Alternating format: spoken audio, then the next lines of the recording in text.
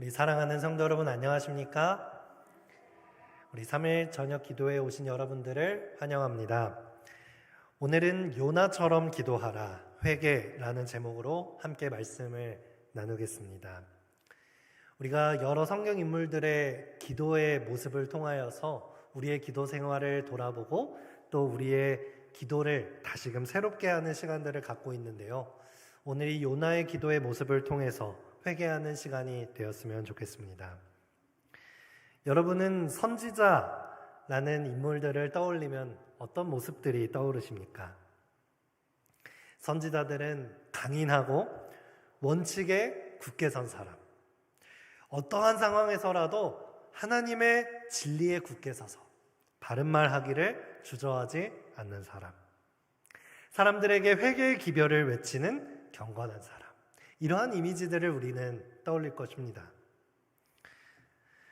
네, 사실 그렇습니다. 선지자는 그런 사람이고 또 그런 사람이어야만 합니다.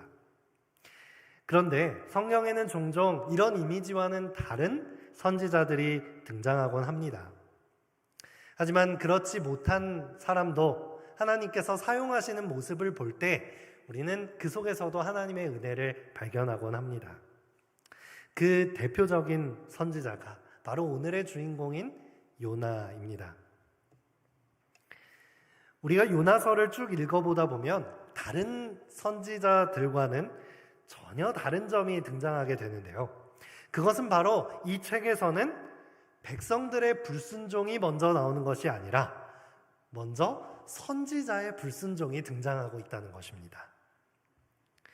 보통 다른 선지서들을 보면 불순종하는 백성들의 이야기가 나온 후에 그 후에 하나님께서 선지자들에게 회개의 기별과 메시지를 주셔서 선지자들을 백성들에게 보내는 이야기가 나옵니다. 그런데 요나서는 어떻습니까? 순서가 거꾸로 된 것이죠. 오히려 불순종하는 선지자 요나를 돌이키시기 위해서 더욱더 애쓰시는 모습이 이 요나서의 전반적인 내용입니다. 요나서가 총 4장으로 되어 있는데요. 그 분량을 봐도 그렇습니다.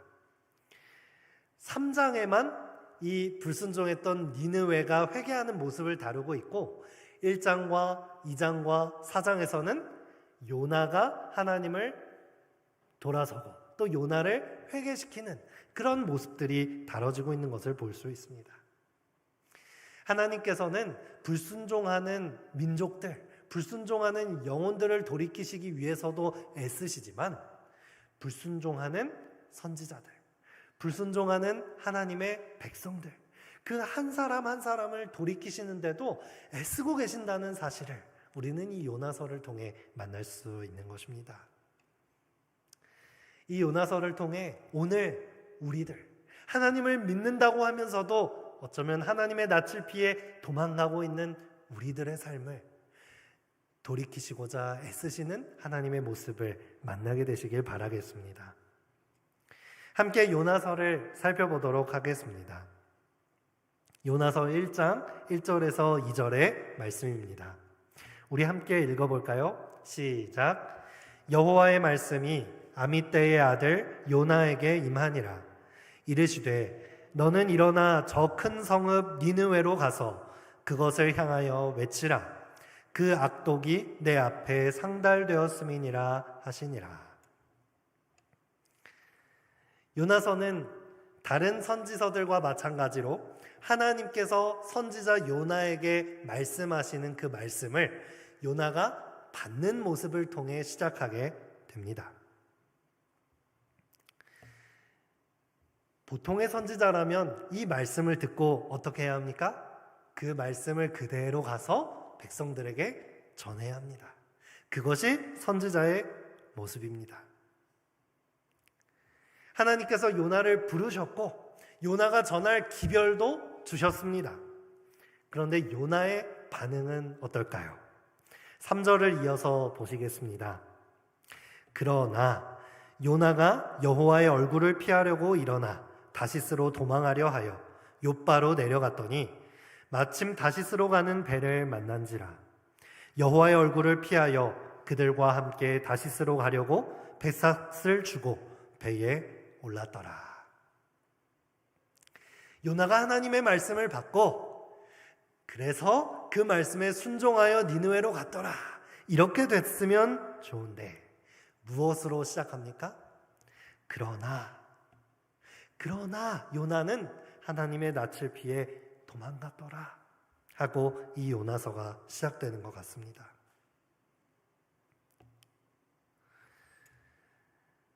여러분, 우리도 이 요나처럼 선택할 때가 얼마나 많습니까?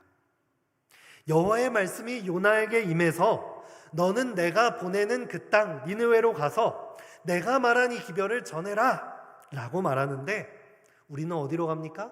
그와 반대로. 그러나 내가 원하는 대로, 나의 뜻대로, 내 선택대로 달려갈 때가 얼마나 많이 있습니까? 사실 이 요나서의 이야기는 요나서뿐만이 아니라 구약 성경 전반에 이르는 이야기와 그 맥을 같이 하고 있습니다. 하나님께서 선택한 백성 이스라엘, 하나님이 선택한 민족 이스라엘은 하나님의 뜻을 따라 나아가는 것이 아니라 늘 어떻게 합니까? 그 반대의 선택, 그러나의 선택을 하는 모습을 우리는 계속해서 발견할 수 있는 것입니다. 민수기 13장 27절과 28절에는 이런 말씀이 나옵니다. 모세에게 말하여 이르되 당신이 우리를 보낸 땅에 간즉 과연 그 땅에 젖과 꿀이 흐르는데 이것은 그 땅의 과일이니이다. 그러나 그 땅 거주민은 강하고 성읍은 견고하고 심이 클 뿐 아니라 거기서 아낙 자손을 보았으며. 이 내용을 보니까 어떻습니까? 하나님의 선택된 백성들이 비로소 어디에 도착했어요? 그 약속하신 땅 가나안에 도착한 것입니다. 믿음이 좋은 12정탐꾼들, 12지파를 대표하는 정탐꾼들을 뽑아서 가나안 땅으로 보내봤더니 와, 그곳엔 과연 젖과 꿀이 흐르고 하나님이 말씀하신 대로 약속의 땅이 분명합니다.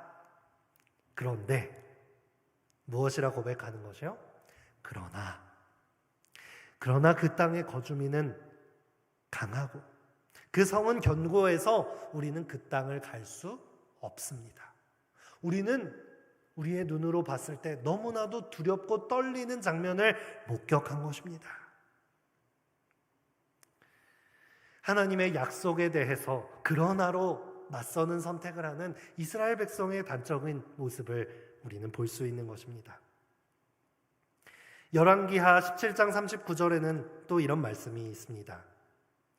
오직 너희의 하나님 여호와만을 경외하라. 그가 너희를 모든 원수의 손에서 건져내리라 하셨으나 그러나 그들이 듣지 아니하고 오히려 이전 풍속대로 행하였느니라. 하나님께서는 당신의 백성들에게 무엇이라고 말씀하시는 거요? 오직 여호와 하나님만을 경외하라. 그리하면 너희를 원수의 손에서 건지겠고 너희를 보호할 것이다. 하지만 하나님의 백성들의 반응은 그러나였습니다. 이처럼 이스라엘의 역사는 그러나의 연속입니다. 하나님은 말씀하셨지만 그러나 그들은 듣지 않습니다. 하나님은 명령하시지만 그들은 순종하지 않는 것입니다. 하나님이 간절한 마음으로 그 마음에 호소할 때에 그들은 반대로 돌아오지 않았던 것입니다. 그런데 여러분, 이것이 우리의 모습이 아닙니까? 요나의 모습과 이스라엘 백성들의 이 모습 속에서 부족함으로 드러났던 이 그러나의 고백이 우리의 삶 속에도 똑같이 반복되고 있지 않습니까? 하나님께서는 우리에게 서로 사랑하라고 말씀하셨습니다. 예수님은 그 십자가의 생명을 내 보이시면서 원수를 사랑하라 하셨지만 우리는 어떻습니까? 서로 비교하기 바쁘고 미워하기 바쁩니다. 하나님께서는 세상으로 나아가 복음을 전하라고 말씀하셨지만 우리는 나만을 위한 신앙을 하고 세상으로 나아가 복음을 전하는 것이 아니라 오히려 세상 것을 얻기에 바쁜 인생을 살아가고 있지는 않습니까? 하나님께서는 우리에게 이미 베풀어 주신 복을 하나님께 내어드리라 라고 말씀하시지만 우리는 하나님께서 주시기만을 구하고 있지는 않습니까? 하나님 말씀에 온통 그러나 라고 반응했던 이스라엘 백성들처럼 우리도 그런 삶을 살고 있지는 않은지요. 하지만 우리가 감사할 수 있는 것은 우리의 이러한 부족한 신앙의 모습에도 불구하고 그러나라고 고백할 수밖에 없는 믿음의 부족에도 불구하고 하나님께서는 여전히 우리를 향해서 똑같은 사랑을 보내주고 계신다는 것입니다. 여전히 우리를 향한 말씀을 그치지 않으시고 여전히 우리에게 말씀하시고 사명을 주시고 우리를 향한 기대를 내려놓지 않으신다는 것입니다. 여러분, 우리는 어떤가요? 우리의 믿을 만한 사람들이 믿는 도끼에 발등을 찍을 때, 배신하고 돌아설 때에 우리는 더 이상 그 사람을 믿지 않습니다. 그 사람을 향한 사랑과 기대를 내려놓습니다. 하지만 하나님의 사랑은 어떻습니까? 무조건적입니다. 우리를 향한 기대를 내려놓지 않으십니다. 이러한 하나님의 성품과 무조건적인 사랑이 성경이 말하는 복음인 것입니다.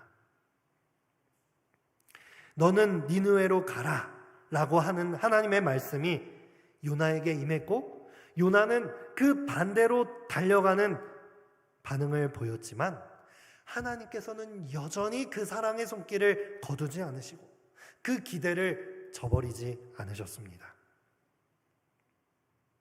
하나님께서는 끝까지 요나를 붙잡으십니다.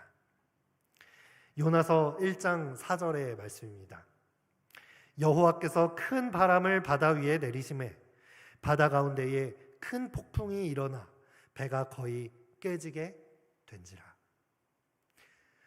여러분, 사실 우리는 이 말씀을 보면서 마치 이 여호와의 말씀을 피해서 도망가는 요나에게 내린 형벌이라고 생각합니다. 하나님의 말씀에 순종하지 않았기 때문에 내리는 벌로 생각하게 되는 것이죠.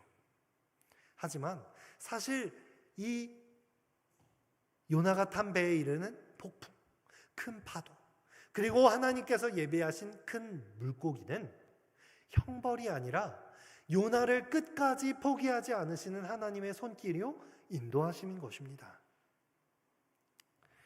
개역개정 번역에는 그러나라고 하는 말이 없지만 히브리어 원어에는 그러나라고 선택하는 이 요나의 선택의 정반대로 또다시 그러나 요나에게 이 큰 바람을 바다 위에 내리시는 하나님의 손길을 볼 수 있습니다. 이 원어를 그대로 번역한 킹제임스 버전에서는 그 번역을 더욱더 살려서 하고 있는데요. 그러나 주께서 큰 바람을 바다로 보내심에 바다에 강력한 폭풍이 일어나서 그 배가 거의 부서지게 되었으므로 라고 말씀하고 있는 것입니다. 하나님께서 요나에게 기별을 주었지만 그 반대의 선택을 한 요나의 선택에 바로 뒤이어서 하나님은 여전히 요나를 포기하지 않으셨고 여전히 요나의 발걸음을 붙잡으시고 다시금 하나님의 기별을 전할 수 있는 사명을 전하는 선지자로 세울 수 있는 그 손길을 끝까지 이어가시는 하나님의 모습을 우리는 볼 수 있는 것입니다. 이러한 하나님의 사랑에 감사하지 않으십니까? 우리를 포기하지 않고 인도하시는 하나님의 사랑에 깊이 감사하게 되시길 바랍니다. 요나는 사역지인 니느웨로 가는 대신 다시스로 가는 배에 올라탔습니다. 사실 이 다시스는 하나님께서 가라고 하신 니느웨보다 더 먼 곳이었습니다. 그가 다시스로 가야겠다고 마음속에 계획을 하고 사실 배편을 알아보거나 내가 요빠 항구에 가서 몇 시 몇 분에 출발하는 배를 타야겠다 이렇게까지 계획을 했던 것은 아니었습니다. 무작정 빠르게 요빠 항구로 내려가서 하나님의 낯을 피하고 싶었던 것입니다. 우리가 1장 3절을 다시 보면 어떻습니까?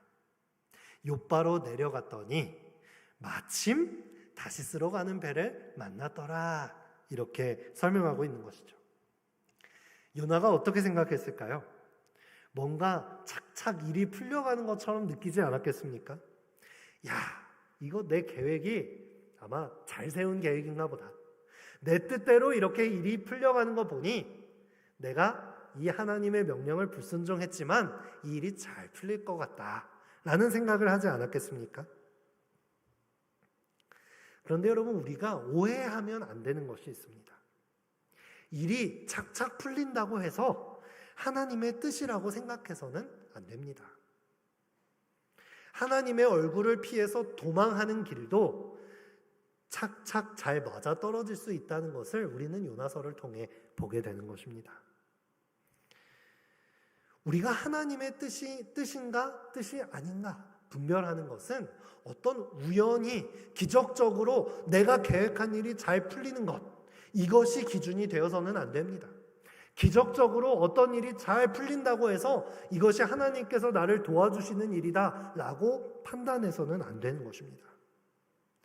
오히려 그것이 하나님의 명령과 정반대로 가는 길이라면, 말씀에 비춰봤을 때, 우리가 하나님께 기도했을 때에 하나님의 명령과 정반대로 가는 길이라면, 내가 아무리 그것이 기쁘고 내가 계획한 일이 아무리 착착 잘 풀린다 하더라도 그것은 하나님의 길과 반대된 길일 수 있다는 것입니다.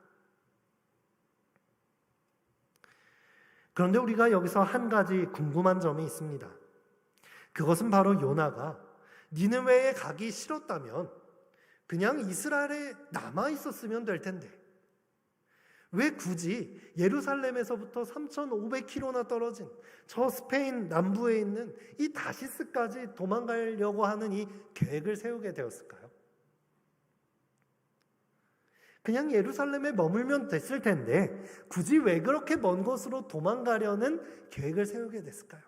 이 요나의 심리가 무엇이었겠습니까? 성경을 우리가 다시 한번 자세히 살펴보면 요나가 원하는 것은 무엇이었습니까? 요나가 여호와의 얼굴을 피하고 싶었다라고 하는 것을 볼 수 있습니다. 이 요나서 1장 3절에는 요나가 여호와의 낯을 피해서 도망가고 싶었다라고 하는 이 심정을 2번이나 강조해서 말하고 있어요. 요나는 니느웨로 가라고 하는 하나님의 말씀에 순종하지 않으면서 그분의 얼굴을 마주할 용기가 없었던 것입니다. 이스라엘 땅에는 온통 하나님의 임재를 나타내는 것들로 가득했습니다. 높게 세워진 성전에는 하나님의 임재가 드려지고 있었고 성전에서는 매일같이 제사가 드려지고 기도가 드려지고 있었습니다. 그리고 예루살렘에서 요나는 뭐라고 불려지고 있었나요? 선지자라고 불려지고 있었기 때문에 이 요나에게는 그가 원하든 원하지 않든 종교적으로 행해야만 하는 의무들이 있었을 것입니다. 예루살렘에 머물렀다면 요나는 하나님의 말씀에 순종하지는 못하면서 무엇해야 합니까? 종교적인 일들을 계속해야만 하는 것이죠. 그리고 성전에 나아가서 하나님 앞에 선지자로서 내가 쓰임받겠다고 하는 그 서원과 약속들이 예루살렘에는 가득했을 것입니다. 그런데 하나님의 명령에 순종하지 않을 때 그 모든 것들이 요나에게 어떻게 됐을까요? 부담으로 다가오기 시작했던 것입니다. 더 이상 하나님의 임재가 기쁨으로 다가오지 않는 거예요. 부담으로 다가오는 것입니다. 여호와의 명령에 순종하지 않으면서도 종교적인 일을 행해야 할 때 그것은 괴로움으로 다가왔을 것입니다. 요나는 이런 모든 것들에서부터 도망가고 싶었을 거예요.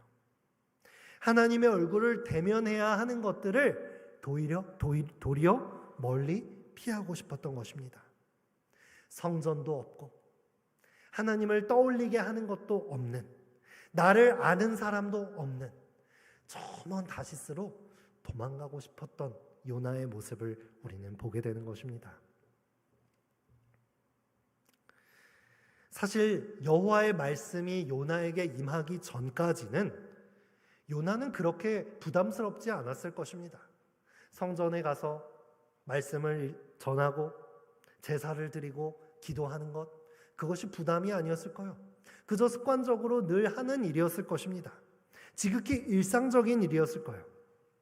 그런데 여호와 하나님의 말씀이 임하는 순간 그것들이 부담이 되기 시작했어요. 왜일까요? 그 말씀이 내가 원하는 뜻과 달랐기 때문이에요. 내가 살고자 하는 인생의 방향성과 달랐기 때문입니다. 여호와의 말씀이 내게 임했는데 내가 그것을 행하지 못하는 나의 믿음을 발견했을 때, 심지어 그것을 행하고 싶지도 않은 나의 본심을 발견했을 때, 자기 자신을 더 이상 선지자로 보는 것이, 불리우는 것이 부담됐던 것이죠. 용기가 나지 않는 것입니다. 우리도 많은 경우에 이와 비슷한 경험을 하고 살아갑니다. 우리가 신앙의 횟수가 오래되다 보면 신앙을 하고 교회에 오고 기도하는 것, 이런 것들이 어려워지지 않습니다. 일상적인 일이 돼요. 습관적인 일이 됩니다. 그런데 언제 그것이 부담스러워집니까? 하나님의 새로운 음성이 내 마음속에 들려졌을 때. 성경을 읽고 설교를 듣고 기도하는 가운데에 다시 한번 내 마음을 깨트리고 내 품성을 연단시키고 다시 한번 내 마음속에 새로운 사명이 주어질 때 우리는 부담을 갖게 됩니다. 하나님께서는 우리에게 새로운 사명을 맡기십니다. 영적으로 그 자리에 머무르는 것이 아니라 영적으로 성장하여 다음 단계로 나아가기를 하나님께서는 원하시는 것입니다. 그러면 어떻게 됩니까? 하나님의 말씀이 내 생각과 부딪히게 됩니다. 하나님께서 맡기신 사명이 내가 살아오던 삶과 반대됨을 발견하게 됩니다. 내 뜻과 다른 하나님의 말씀이 주어지는 순간 우리 마음에는 부담이 생기기 시작하는 것입니다. 그리고 우리는 고민하게 되죠. 그것에 순종할 것인가? 아니면 여호와의 낯을 피해 다시스로 도망가 버릴 것인가? 고민하게 되는 것입니다. 만약 우리가 부모님의 말씀에 순종하지 않는다면 부모님의 얼굴을 매일 보는 것이 참 어려울 것입니다. 일상적으로 부모님과 앉아서 식탁에 앉아서 밥 먹고 대화하는 일들이 아무렇지 않다가도 부모님이 하라고 하는 그 말씀을 우리가 불순종하는 선택을 했을 때는 어떤가요? 아마 최대한 빨리 집을 나가서 최대한 늦게 집으로 돌아오지 않을까요? 가능하면 부모님의 얼굴을 대하는 시간을 가장 줄이려고 하는 것이죠. 신앙도 마찬가지입니다. 내 생각과 다른 하나님의 말씀을 들었을 때, 하나님의 말씀과 내 삶이 다르다는 것을 깨달았을 때 우리는 둘 중에 하나를 선택하게 됩니다. 내 삶을 바꿔 하나님의 사명을 받아들이든지 여호와의 낯을 피하여 도망가든지. 많은 경우에 애석하게도 우리는 요나의 선택을 합니다. 우리의 믿음은 부족하고 우리의 마음의 부담을 줄이기 위해서 성경 읽는 시간을 줄이고 무릎 꿇는 횟수를 줄입니다. 하나님의 일에 대한 열심을 줄이고 헌신을 줄여서 세상에 대한 열심을 내어서 이 부담을 덜고자 노력합니다. 그런데 이런 요나에게 하나님이 찾아오십니다. 요나서 1장 4절과 17절입니다. 여호와께서 큰 바람을 바다 위에 내리시매 바다 가운데에 큰 폭풍이 일어나 배가 거의 깨지게 된지라. 여호와께서 이미 큰 물고기를 예비하사 요나를 삼키게 하셨으므로 요나가 밤낮 3일을 물고기 뱃속에 있으니라. 여호와의 낯을 피해 하나님의 성전과 정반대로 자신을 아무도 모르는 그곳으로 세상으로 내달리던 요나를 하나님은 찾아오시는 것입니다. 큰 바람과 큰 폭풍과 큰 물고기로 요나를 부르시는 것이죠.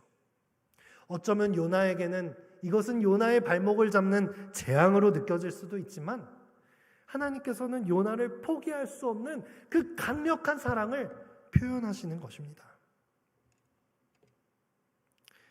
여호와의 낯을 피해 도망가는 자들을 하나님은 찾으십니다. 강력하게 포기하지 않으시고 끝까지 찾으십니다. 당신의 낯을 피해 도망가는 영혼을 한 사람도 포기하지 않으십니다. 성경에는 이와 비슷한 경험을 한 또 다른 사람이 나오죠. 바로 아담입니다. 우리의 모든 인류의 대표자 됐던 아담이 어떠했습니까? 요나와 같이 하나님의 말씀에 불순종합니다. 하나님의 말씀에 불순종하고 아내가 주는 선악과를 따먹는 것이죠. 그리고 나는 어떻게 합니까? 하나님의 낯을 피해 숨습니다. 하나님의 명령을 불순종했던 아담도 요나도 하나님의 낯을 피해 안간힘을 써서 숨었던 것입니다. 그런데 이들에게 공통점이 또 하나 있는데요. 그것은 바로 여호와의 낯을 피하여 숨은 이들을 찾아오신 하나님을 만났다는 것입니다. 창세기 3장 9절에서 하나님께서는 아담을 찾아오셔서 부르십니다. 여호와 하나님이 아담을 부르시며 그에게 이르시되 내가 어디 있느냐?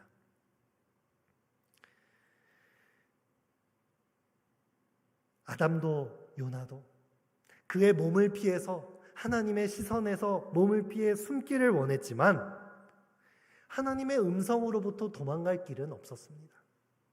하나님의 음성은 우리의 귀에만 들리는 것이 아니라 우리의 마음에도 쟁쟁이 울리기 때문입니다. 하나님은 눈을 감고 하나님의 낯을 피하려는 우리의 마음속에 그 이름을 부르십니다. 아담아, 아담아, 요나야, 요나야. 그 음성을 우리의 마음속에 부르시고 우리를 찾고 계시는 것입니다. 아담을 찾아오셨던 하나님은 요나에게는 폭풍과 물고기의 모습으로 전달된 것이겠죠. 우리에게는 하나님이 어떠한 모습으로, 어떠한 음성으로 우리를 찾아오시겠습니까? 우리가 하나님의 낯을 피하여 달려 도망갈 때 우리의 마음을 들여다보시기 바랍니다. 그 도망가는 것이, 하나님의 낯을 피하는 것이 우리가 자유를 얻는 길이 아닙니다. 다시금 하나님의 음성에 귀를 기울이고 그 음성으로 돌아가는 것이 우리에게 자유를 얻게 하는 방법임을 이 시간 꼭 기억하셨으면 좋겠습니다. 요나는 깊은 물속에서, 어두운 물고기 뱃속에서 마침내 자신을 포기하지 않고 부르시던 하나님의 음성을 듣습니다. 물 밖에 있을 때에는 그렇게 도망치고 싶어 했던 하나님의 음성을 어두컴컴한 칠흑 속에서 듣게 되는 것입니다. 요나는 비로소 그 음성을 듣고 하나님께 회개의 기도를 하게 됩니다. 요나서 2장 1절과 2절의 말씀입니다.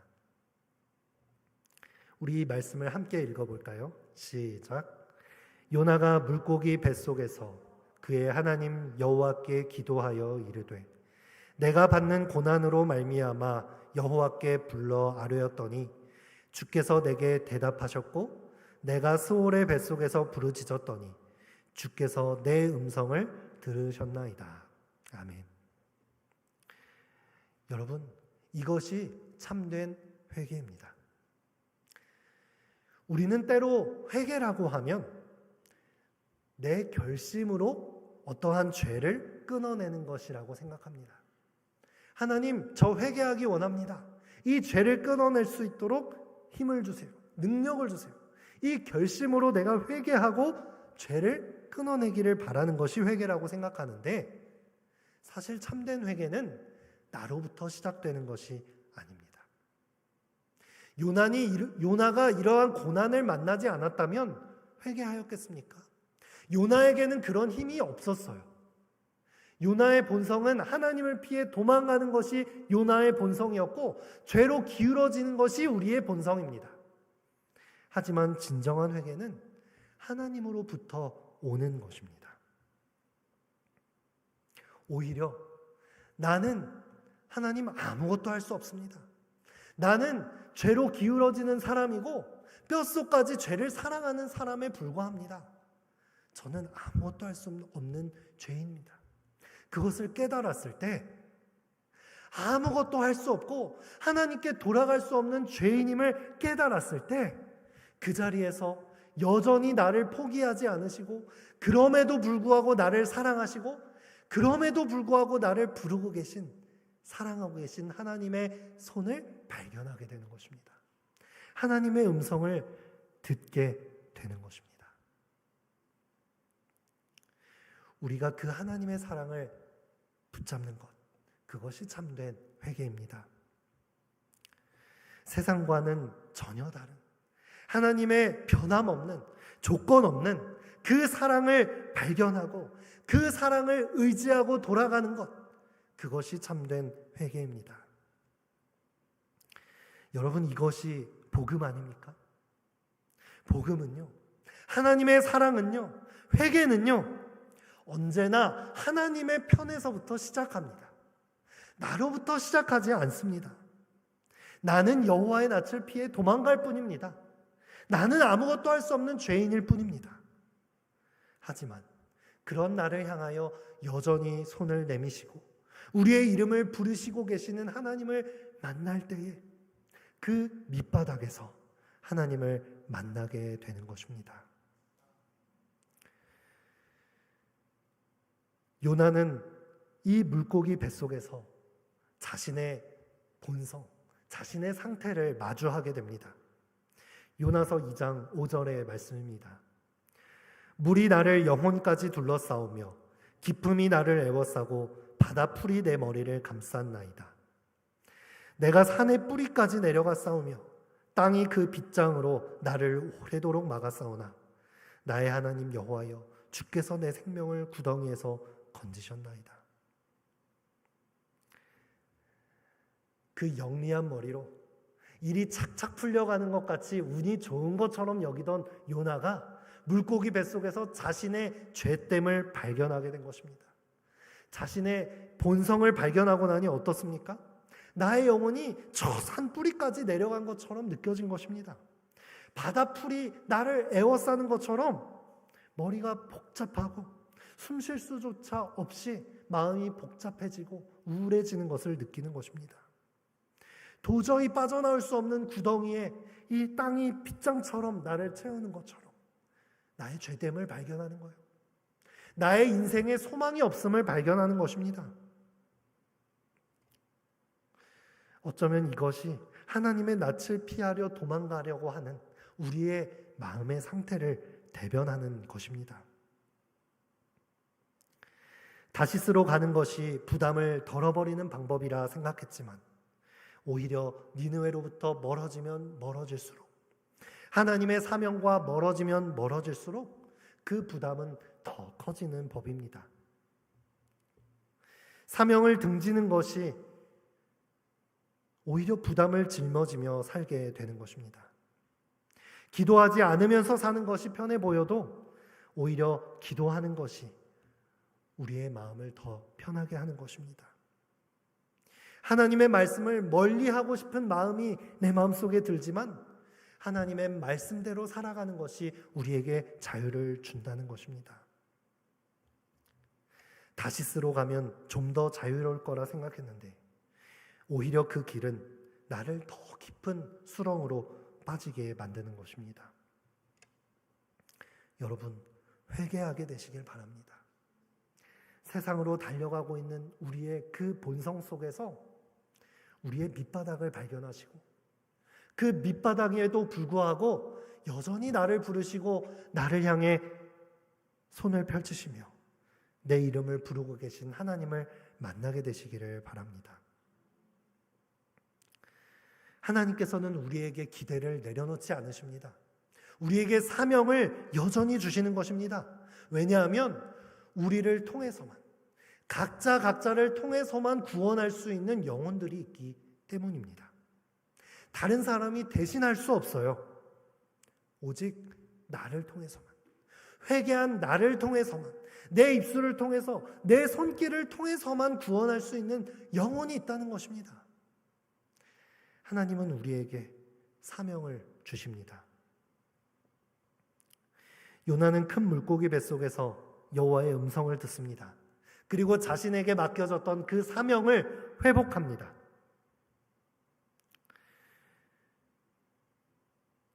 요나는 회복을 경험하며 이렇게 기도합니다. 요나서 2장 4절과 7절과 9절의 말씀입니다.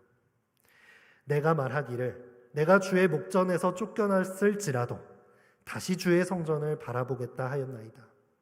내 영혼이 내 속에서 피곤할 때에 내가 여호와를 생각하였더니 내 기도가 주께 이르러 싸우며 주의 성전에 미쳤나이다. 나는 감사하는 목소리로 주께 제사를 드리며 나의 서원을 주께 갚겠나이다. 요나는 다시금 사명을 회복하는 것입니다.